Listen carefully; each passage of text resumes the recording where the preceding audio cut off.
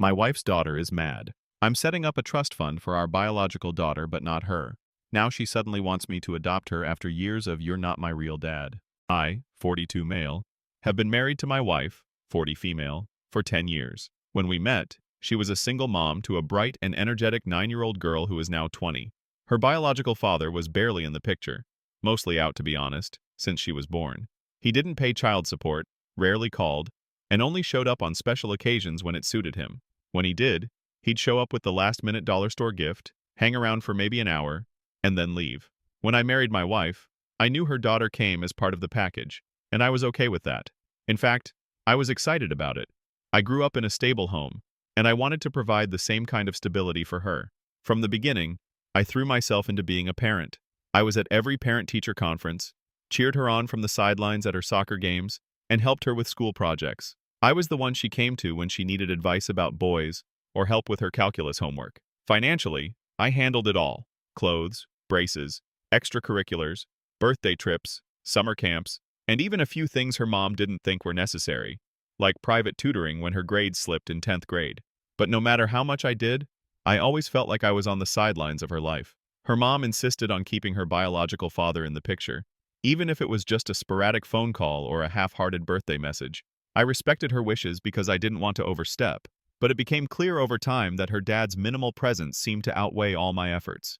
Anytime he called or showed up, it was like nothing else mattered. Meanwhile, if I so much as enforced the curfew, I'd get hit with, "You're not my real dad." When she graduated from high school 2 years ago, I really wanted to celebrate her achievement. High school graduation is a big deal, and I thought it deserved a proper send-off. To mark the occasion, I decided to treat her and her 2 closest friends to a week-long trip to California. I covered everything: the flights, the hotel, their meals, and even some spending money for activities like Disneyland and a Hollywood tour. It wasn't cheap, but I wanted her to have a memorable experience before she moved on to the next chapter of her life. I'll admit, part of me hoped the trip would also serve as a way to show her how much I cared. I wanted her to feel celebrated and loved, even if I wasn't her biological dad, and it seemed to work for a while. She came back from the trip full of stories and good vibes. Then, a few weeks after her return, she sat us down and told us she wanted to take a gap year. She explained that she wasn't sure what she wanted to study or what kind of career she wanted to pursue, and she felt like taking time to find herself was the right move. To be honest, I wasn't thrilled. College was already a big expense, and delaying it for a year meant her starting later than planned, which might throw off some of our financial planning. Still, I tried to be supportive. I told her she could stay at home while she figured things out. That's when she dropped another bombshell. She wanted to spend her gap year traveling. Not just a short vacation either. She was talking about backpacking across Europe for 6 months with 2 of her friends. I had mixed feelings about it. On one hand, I could see the value in travel. It's a great way to learn about the world, gain independence, and create unforgettable memories. On the other hand, this wasn't exactly a budget-friendly plan. She wasn't working on saving up for the trip herself, so guess who would have to foot the bill? Yep, me. After discussing it with my wife, I reluctantly agreed to support her. I paid for her plane tickets and her hostel stays, and even gave her a monthly allowance to cover food, transportation, and sightseeing. It felt like a massive financial leap, but I told myself it was worth it if it helped her grow and gain some clarity about her future. When she came back, she was full of incredible stories about the people she met, the places she visited, and the experiences she had. She showed us hundreds of photos and talked non-stop about how the trip had changed her perspective. But one thing hadn't changed. She still had no idea what she wanted to do with her life. After a few weeks of her lounging around at home, I gently encouraged her to start college. I reminded her that she'd need a degree to keep her options open and build a stable future. To her credit, she agreed, and last fall, she finally enrolled at a university. Once again, I stepped up to cover the majority of her tuition, housing, and living expenses. And unsurprisingly, her biological dad was nowhere to be found during this process. He didn't contribute a dime, or even bother to call and wish her good luck when she started classes. Around the same time, my wife and I began discussing long-term financial planning, specifically for our younger daughter who is now 8. I've always believed in the importance of setting up a financial safety net, so I proposed creating a trust fund for her. The idea was to ensure her future was secure, whether she wanted to go to college, start a business, or have some breathing room as an adult. At first, my wife was on board, and she agreed that it was a smart move to plan ahead and set aside money specifically for our younger daughter. But when my stepdaughter found out about the trust fund, everything changed. One evening, she confronted me, saying that she was upset, almost accusing me of playing favorites. She asked why I was setting up a trust fund for my younger daughter but not for her. I tried to explain as calmly as I could that this wasn't about favoritism. I pointed out that I'd already spent a significant amount of money on her education, her gap year, her car, her medical bills, and countless other expenses over the years. The trust fund was meant to level the playing field for her younger sister, who hadn't yet had the kind of financial support my stepdaughter had already received. I thought my explanation was reasonable, even logical, but she wasn't satisfied.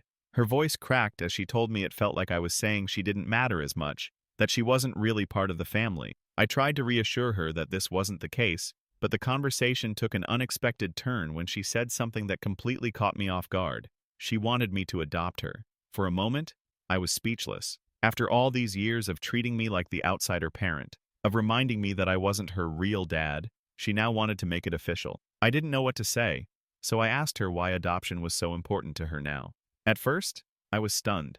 After years of hearing, "You're not my real dad," this sudden change of heart seemed strange. I asked her why she wanted to be adopted now, and her reasoning felt more calculated than heartfelt. She said it would make her feel more secure and officially part of the family. I brought this up with my wife, expecting her to see my side of things, but instead, she sided with her daughter. She argued that I'd been acting as her father for over a decade, and that making it official was just the next logical step. She accused me of playing favorites by setting up a trust fund for our young daughter and not including her older one. This led to an explosive argument. I told my wife I wasn't comfortable with adoption, especially since her daughter had spent years keeping me at arm's length. I pointed out all the ways I supported her financially and emotionally over the years, funding her travels, paying for college, buying her a car, and more. My wife dismissed all of that, saying it was my duty as her stepfather. The tension in the house became unbearable. My stepdaughter started giving me the silent treatment, only speaking to me when absolutely necessary. My wife kept pressuring me to reconsider adoption, framing it as a way to prove my commitment to the family. But to me, it felt like they were trying to guilt me into something I wasn't comfortable with. The final straw came when my stepdaughter said that she didn't ask me to do all that for her. I chose to, and I shouldn't act like she owes me anything. That statement hit me like a ton of bricks. She was right. I chose to step up because I loved her and wanted to give her the best possible opportunities. But hearing her dismiss everything I'd done as if it didn't matter, that was heartbreaking. Now I'm stuck. My wife and stepdaughter think I'm being selfish and playing favorites. But from my perspective, I'm just trying to protect my biological daughter's future. I've already given so much to my stepdaughter, and I don't think it's fair to keep giving when she's never fully accepted me as a father figure, except when it benefits her. So, Reddit, am I the asshole for refusing to adopt my stepdaughter and not including her in my biological daughter's trust fund?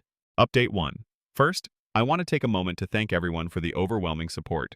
Seriously, I didn't expect my post to resonate with so many people, even those who didn't fully agree with my perspective. Thank you for sharing your thoughts. Reading through the comments was a bit of an emotional roller coaster, but it also gave me a lot to think about. There are a few things that came up repeatedly in the comments, and I feel like I should address them before getting into what's happened since my last update. A lot of people asked why, in my 10 years of marriage, I never considered adopting my stepdaughter. The truth is, I did, especially when she was younger.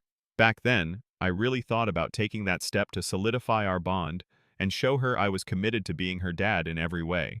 But when I brought up the idea, my wife was strongly against it. She felt that adopting her would erase her biological father from the picture, and she was worried that it would make her daughter feel like she had to choose between us. At the time, I respected her feelings. I thought she knew what was best for her daughter, and that leaving that door open for her biological dad would be the healthiest choice. Looking back, I can see how that decision created some distance between us. I always treated my stepdaughter like she was my own, but without that legal tie, there was always this unspoken line in the sand. Her biological dad didn't step up much, but the idea of him still lingered in the background.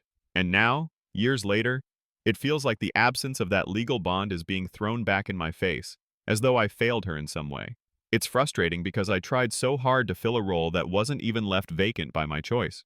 Another common question was about the trust fund. Specifically, why I wouldn't just set up one for both kids to avoid all this drama. And first of all, let me be clear. I'm not a millionaire. Setting up a trust fund isn't a casual thing for me. It's a significant financial commitment. Secondly, trust funds are about long-term planning. My stepdaughter is 20 years old and already in college. Over the years, I've spent a lot of money on her education, her living expenses, and even things like her high school graduation trip and gap year.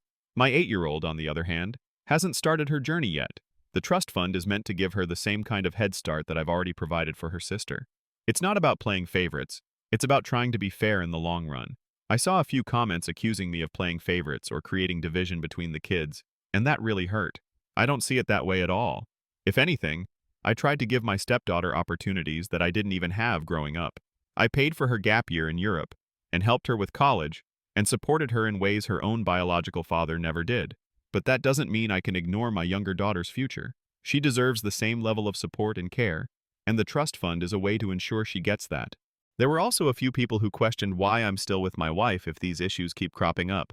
To be honest, marriage isn't always easy, and there are definitely moments when I've wondered if we're on the same page. But I love my wife, and I love the life we've built together. We've had our struggles, but I believe in trying to work through them instead of throwing in the towel at the first sign of trouble. Now for the update. The tension at home reached a boiling point after my last post. My wife was still upset, and my stepdaughter was still ignoring me, and I was starting to feel like the odd man out in my own house. My biological daughter, thankfully, is too young to understand what's going on, but she definitely picked up on the overall mood. A couple of days ago, my stepdaughter sat me down for what she called a heart-to-heart. I was hopeful, thinking she wanted to clear the air. Instead, she doubled down. She said she'd been thinking about everything, and while she still didn't think she owed me anything, felt adoption was the right step because it would show the world and her biological father that I'm the one who's truly been there for her. She even suggested it might help her financially down the road, hinting that it could open doors for inheritance and other benefits. I stayed calm and told her I wasn't ready to make that kind of commitment.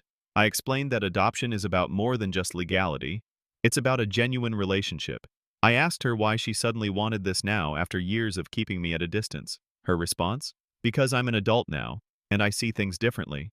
That might have sounded reasonable if it weren't for the fact that every example she gave was tied to financial security. I'm not saying she doesn't care about me at all, but it's hard not to feel like I'm being used. Later that night, my wife and I had another argument. She accused me of punishing her daughter for her biological father's failings and said I was putting a price tag on my love. That really hurt because I've never seen it that way.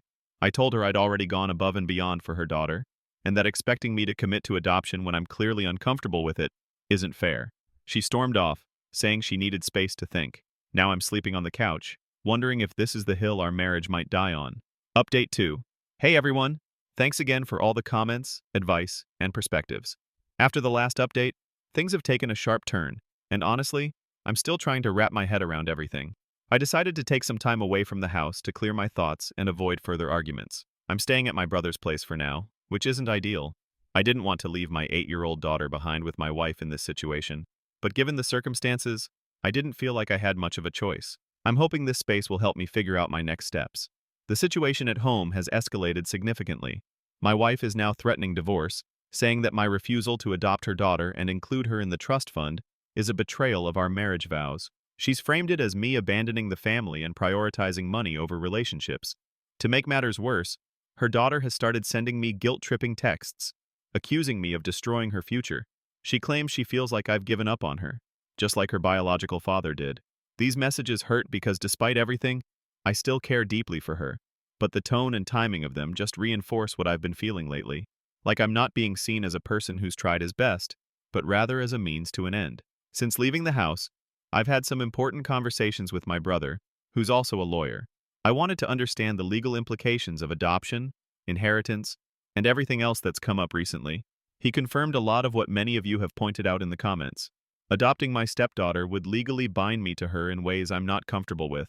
For example, once she's adopted, she would have equal rights to contest any estate plans I make, including the trust fund for my biological daughter.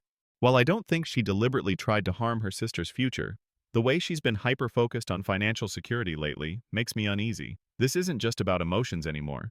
It's about legal and financial realities. My brother pointed out that if I had adopted her earlier, these issues could have been addressed proactively, but adopting her now, at 20, and with everything that's happened, feels like a massive risk. To get a clearer picture, I also sat down with the financial advisor to review my expenses over the last decade. What I found shocked even me. Over the past 13 years, I spent close to $500,000 on my stepdaughter. This includes her education, medical expenses, extracurriculars, clothing, and other day-to-day costs. When I saw the final number, I had to sit back and take a deep breath. That's more than most parents spend on their biological children over the course of a lifetime. Here's the kicker. Legally, I have no obligation to her, since I never formally adopted her, and her biological father is still technically in the picture, even if he's barely there. I'm not required to support her financially beyond our current household expenses. My lawyer assured me that the trust fund I'm setting up for my biological daughter is entirely within my rights. My wife's argument that I'm somehow being unfair doesn't hold up legally or morally, in my opinion. What's been the hardest to swallow is that my wife doesn't seem to grasp the reality of our finances. She keeps acting like I can just figure it out, or magically produce more money, but every dollar I've spent on her daughter is a dollar not saved for our future, or our biological daughter's future. I don't regret supporting my stepdaughter. She deserves stability and opportunities, but at some point, I have to draw the line. During this time, I've also had a chance to reflect on our marriage and the patterns that led us here. My wife has always put her daughter's needs first, which I understood and supported when we got married, but over the years, it's felt less like a partnership and more like I'm the provider while she makes the decisions. She pushed to keep her biological father in the picture, even though he contributed nothing, and discouraged me from stepping into a more formal parental role. Now, when it's convenient for her, she wants me to adopt her daughter and assume full financial responsibility. One of the most painful moments came when my wife called me last night. She said she'd spoken to her friends, who agreed that I'm being unreasonable and that any real man would step up for the family. Hearing that felt like a slap in the face. What have I been doing for the past 10 years if not stepping up? As for my stepdaughter, she hasn't reached out since the guilt-tripping messages. I've heard from mutual friends that she's venting about me online, framing me as a cold and selfish stepdad who's abandoning her at a critical time. Part of me wants to confront her and set the record straight, but I know that'll just escalate things further. At this point, I'm trying to figure out how to move forward. Divorce isn't what I want, but if my wife continues to frame this as an ultimatum, I don't see how we can come back from it. I'm not willing to jeopardize my biological daughter's future or my own financial stability for someone who doesn't even see me as a true parental figure unless it's convenient for her. I've also started drafting a formal plan for moving forward, with clear boundaries and expectations. If my wife and stepdaughter can't accept those, then I'll have to make some tough decisions. And for now, I'm focusing on what's best for my 8-year-old and trying to protect her future as much as I can. Thanks again for all the support and tough love. It's been a lifeline during this chaotic time. I'll keep you updated as things develop. Update 3. Hey everyone, this is likely my last update. A lot has happened since my last post, and I'm relieved to say things have finally starting to settle down. It's been a messy, emotional few weeks, but I feel like we're moving in the right direction, albeit with some bumps along the way. Things took an unexpected turn when my stepdaughter came home one evening in tears. She tried to reach out to her biological father to talk about the situation, hoping he might step up for her in some way. She told him about the conflict at home, her financial concerns, and the idea of me adopting her. His response? A flat-out, "I'm not interested in playing happy family with you." He also reminded her, in no uncertain terms, that he was not made of money when she brought up her college expenses. I'll admit, I felt a little bit angry when I heard that. For years, I'd carried the load he abandoned, thinking maybe it was better for her to have at least some connection with him than nothing at all. But his complete lack of accountability or compassion made my blood boil. I thought this finally might be the moment she'd see how much I've done for her, how I've been the one supporting her dreams, her trips, her education. Instead, it seemed to backfire. She came at me, tears streaming and furious, accusing me of abandoning her just like her father. It was a gut punch to hear her say that. After everything I've done, I stayed calm though, and told her I wasn't going to argue, and she stormed out, saying she needed space, and stayed with a friend for a couple of nights. While she was gone, I had one of the most honest conversations I've ever had with my wife. I told her flat out that I couldn't keep living like this, being treated like an ATM and not a person. I told her I loved her and her daughter, but the constant guilt-tripping and lack of acknowledgement were taking a toll.